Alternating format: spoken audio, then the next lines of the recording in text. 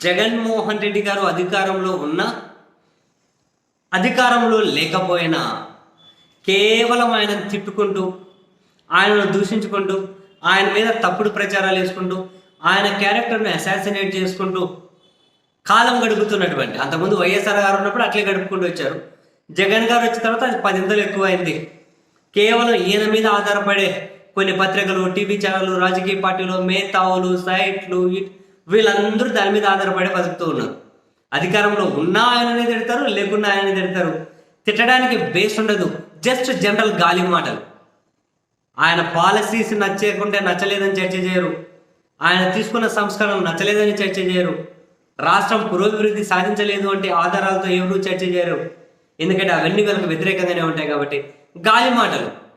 అదో జగన్ గారు 980 మంది సెక్యూరిటీ కావాలని హైకోర్టులో పిటిషన్ వేశారని మంత్రిగా ఉన్న లోకేష్, మంత్రిగా ఉన్న వంగలపూడి అనిత, ఇటువంటి వాళ్ళు కూడా తప్పుడు ప్రచారం చేస్తే వాళ్ళకి ఎవరికైనా చెప్పండి అయ్యా బాబు.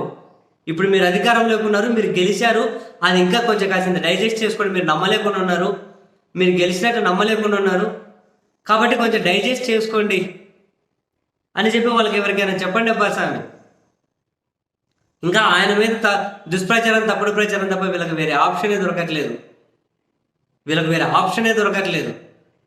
సరే, వీళ్ళ బతుకు తిరువనాలో లేకుంటే వీళ్ళ దారి అదే. ఇప్పుడు ఈ కోవలోకి మరికొందరు కూడా చాలా విజయవంతంగా చేరుతున్నారు. జగన్ ఏం మాట్లాడినా తప్పే అని చెప్పి విచ్చలవిడిగా వాళ్ళ వెబ్సైట్లలోనూ, వాళ్ళ ట్విట్టర్ అకౌంట్లలోనూ, వాళ్ళ ఛానళ్ళలోనూ, అంటే అధికారంలో ఉన్నప్పుడు జగన్మోహన్ రెడ్డి గారికి ఫేవర్గా కనిపించిన వాళ్ళు, అధికారంలో ఉన్నప్పుడు జగన్మోహన్ రెడ్డి గారి పాలనను ప్రశంసించిన వాళ్ళు, అధికారం దిగిపోగానే వీళ్ళు ప్రశంసించిన చోటే మళ్ళీ వీళ్ళే విమర్శిస్తున్నారు. ఆయన ఏం మాట్లాడినా తప్పే అంటున్నారు. అదేందో మనకు అర్థం కాదు. అసలు బేస్ లేకుండా ఏ బుద్ధి పడితే అది రాసుకుంటూ పోతారు, ఏది బుద్ధి పడితే.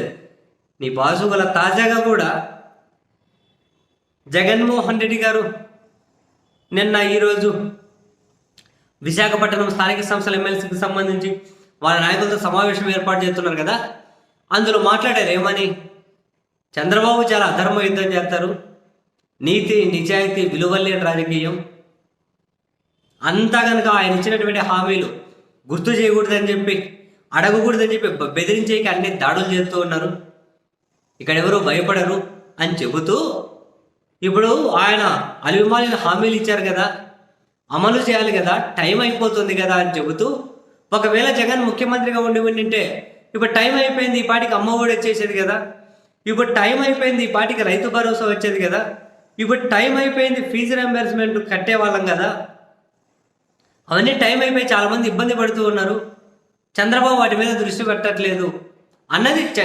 జగన్మోహన్ రెడ్డి గారు చేసినటువంటి కమెంట్. ఇందులో ఏమైనా బూతుందా? ఇందులో ఏమైనా తప్పు ఉందా?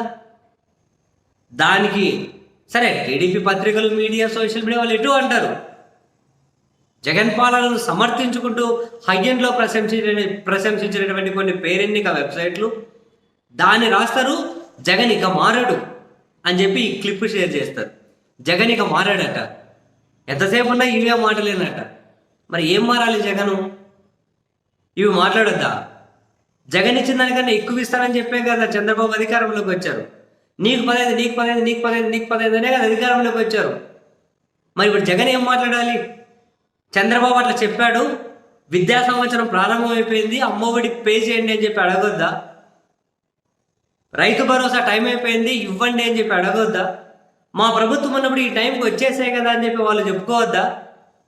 ఇదేం పైత్యం రయ్యా, ఇదేం పైత్యం? ఆయన ఏం మాట్లాడినా తప్పేనా? జగన్ ఇక మారడు. మారి ఏం చేయాలి? నేను అమ్మఒడి ఇవ్వడం తప్పు, నన్ను క్షమించండి, అదొక పెద్ద భూతనాల. రైతు భరోసా ఇవ్వడం తప్పు, నన్ను క్షమించండి, అదొక భూతనాల. విద్యా వైద్యంలో నేను తీసుకొచ్చిన సంస్కరణలన్నీ బూతులు, క్షమించండి అని చెప్పి అనాలా? ఏమనాలి ఆయన? అంటే ఏం మారాలి? నాకు అర్థం కావట్లేదు. చంద్రబాబు అసలు ఆయన హామీలు ఇవ్వాల్సిన అవసరం లేదు, మేమేం అడగమనాలా? మారాలంటే ఏం మారాలి? మేము అధికారంలో ఉన్నప్పుడు ఈ టైంకి వాళ్ళకి వచ్చేసని చెప్పడం పూర్తయిపోతుందా? ఇంతకుమించి ఎక్కువ ఇస్తామనే కదా చంద్రబాబు అధికారంలోకి వచ్చాడు. వరణి పాసుగుల హే, ఏం అర్థం పడతాం లేకుండా ఎలాంటి వాళ్ళు తయారయ్యారా బాబు నిజంగా. ఏం మాట్లాడినా భూతేనా ఆయన. ఏం మాట్లాడినా భూతేనా.